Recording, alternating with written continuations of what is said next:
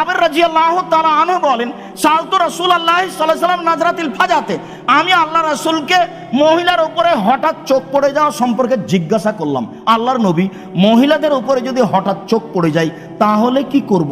তিনি বলেন, ফা আমারানি, তিনি আমাকে আদেশ করলেন, আন আসরিফা বাসারি, আমি আমার চক্ষু ফিরিয়ে নিব।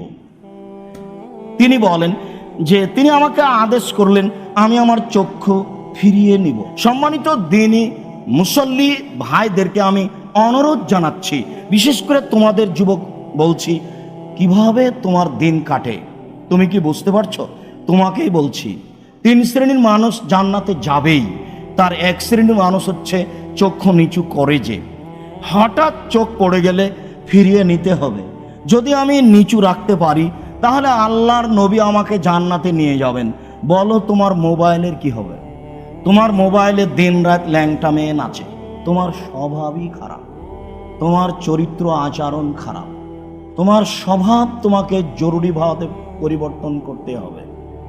আপনাদের বলছি মুরব্বী, সত্যি যদি ওই রং মাখানো মেয়ের খবর শুনতে চান টিভিতে, তাহলে তো এইভাবে বসে থাকা লাগে।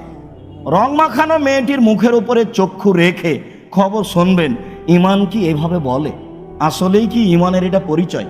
একটু ইমান যত বেশি হবে পাপ তত কম হবে, ইমান যত কম হবে পাপ তত বেশি হবে। তাহাজ্জুদ পড়লেও, তাহাজ্জুদ পড়লে ইমান থাকে একথা ঠিক নয়।